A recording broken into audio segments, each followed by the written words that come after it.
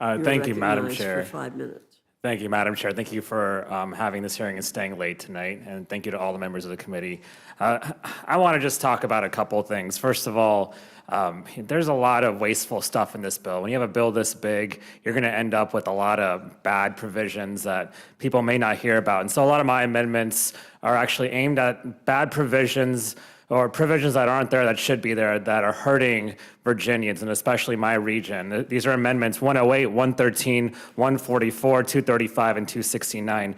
And the first one is a real whopper. I mean, because the Texas delegation in the Senate wanted to have their vote bought and paid for, they decided that they would actually spend hundreds of millions of dollars in taxpayer money to take the space shuttle that's in Northern Virginia at the Air and Space Museum at the Smithsonian and move it all across country to the Space Center in Houston. Now, I actually grew up next to the Space Center in Houston, and they already have a full replica model of that space shuttle. They also have 6 other flight vehicles as well. So this isn't going to increase visits to the Space Center in Houston, where my family is. It's actually going to take away people's opportunity to, for free, see a space shuttle and show off American dominance in space for the past 50 years. And that's going to cost taxpayers hundreds of millions of dollars just to buy a couple of votes in Texas.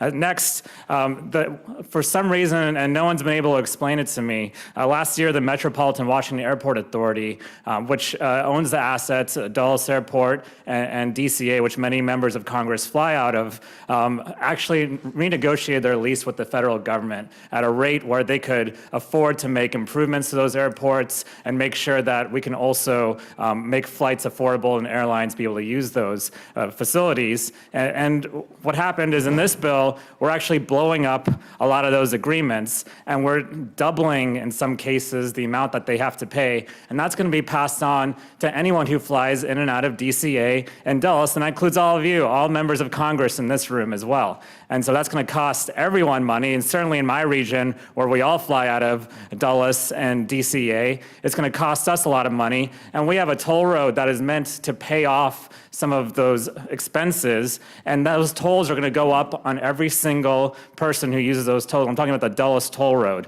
And so we have a lot of issues with the fact that we already have very high tolls in our region in Virginia, and they're just going to go up because of this bill, and no one's been able to explain to me why that is. And then finally, one of the president's branded golf courses is in my district, and he likes to come out there and golf, and that's fine, but then he golfs a lot, and I didn't realize this. He golfs almost more than 20% of his free time, his time actually, and not free time, his actual time, he's awake, is spent golfing. And he comes golfing so much that it's costing our region a lot of money, and it's costing our local sheriffs and local police a lot of money to make sure that that area is secure for his golf trips. And so what I'd really like to do is just make sure that we can at least reimburse my region for all the golf trips that the president is costing us. And so finally, there's a 9-figure slush fund for DOGE as well, and for Russell Vogt and the OMB.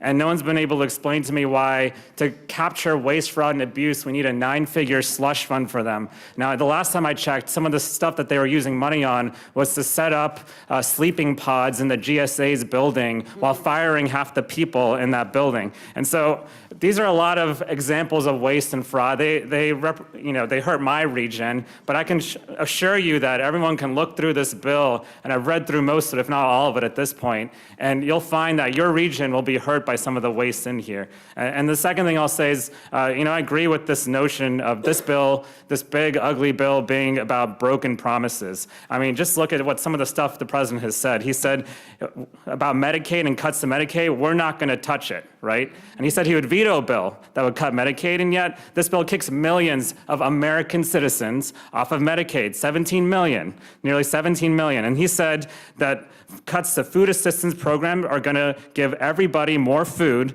but this bill puts 5 million people at risk of losing some or all of their food assistance. That includes 300,000 children in Virginia. And let's be clear, this bill is also going to make energy more expensive. He said that, the president said, we are going to get your energy prices down by 50%, but the studies have shown that this bill is going to spike energy costs up to $250 billion nationwide. In Virginia alone, we're going to see an 8% increase in energy costs. And finally, the biggest whopper of all is that this bill is supposedly going to reduce our deficit, and we know that that's not true. In fact, it's going to add $3 to $5 trillion to our national debt. It's going to hurt our deficit, and it's going to mortgage our children's future. This bill is bad. Our Virginians and Americans deserve better than these broken promises. I yield back. Thank you.